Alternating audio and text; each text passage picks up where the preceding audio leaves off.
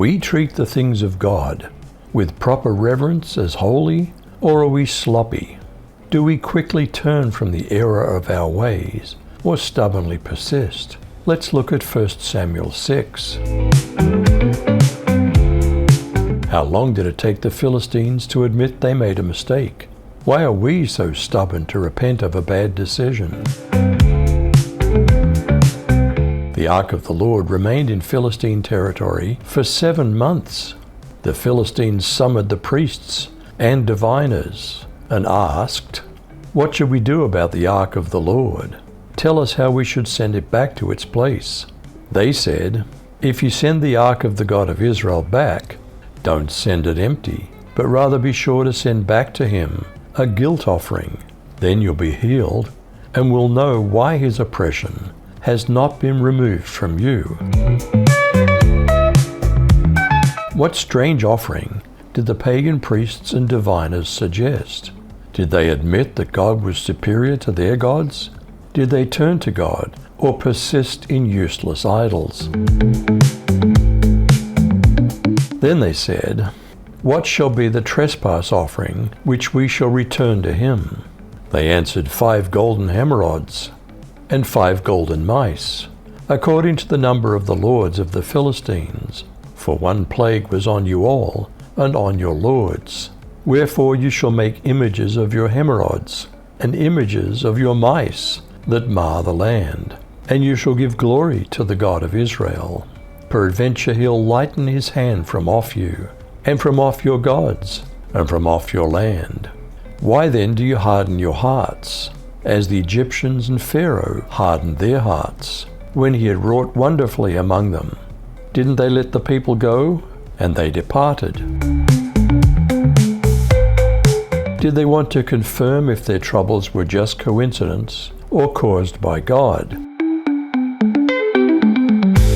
So now take and make a new cart and 2 milk cows on which there's never been a yoke, and hitch the cows to the cart, and take their calves home away from them. And take the ark of Yahweh, and place it on the cart, and put the articles of gold which you return to him as a guilt offering in a box by its side. Then send it away that it may go. See if it goes up by the way of its own territory to Beth Shemesh. Then he's done us this great evil. But if not, then we'll know that it was not his hand that smote us. It happened to us by chance. What happened to the cart with the Ark of the Covenant on board? Then the men did so. They took 2 milk cows and hitched them to the cart, and shut in their calves at home. And they put the Ark of the Lord on the cart, and the saddlebag with the gold mice, and the likeness of their tumors. Now the cows went straight in the direction of Beth Shemesh. They went on the same road, bellowing as they went, and didn't turn off to the right or to the left. And the governors of the Philistines followed them to the border of Beth Shemesh. What did the people of Beth Shemesh do as the ark arrived? Now the people of Beth Shemesh were harvesting their wheat in the valley, and when they looked up and saw the ark, they rejoiced at the sight.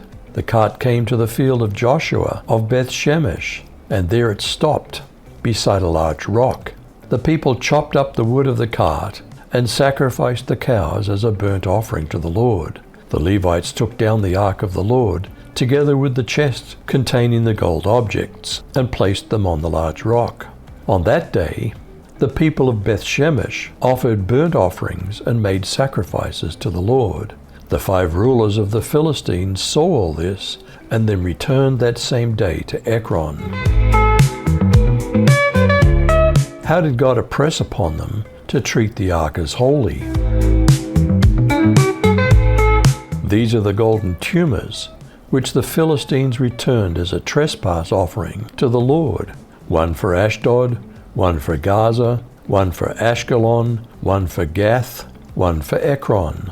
And the golden rats, according to the number of all the cities of the Philistines, belonging to the 5 lords, both fortified cities and country villages, even as far as the large stone of Abel, on which they set the ark of the Lord.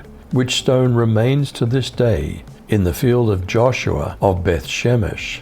Then he struck the men of Beth-Shemesh, because they had looked into the ark of the Lord. He struck 50,070 men of the people, and the people lamented because the Lord had struck the people with a great slaughter. Why did the people at Beth-Shemesh send messengers to Kiriath-Jearim? Who's able to stand in the presence of the Lord, this holy God? They cried out. Where can we send the ark from here? So they sent messengers to the people at Kiriath-Jearim and told them, the Philistines have returned the ark of the Lord. Come here and get it. Do we serve God in a careless manner or with reverence and awe? Therefore, receiving a kingdom that can't be shaken, let's have grace through which we serve God acceptably with reverence and awe, for our God is a consuming fire.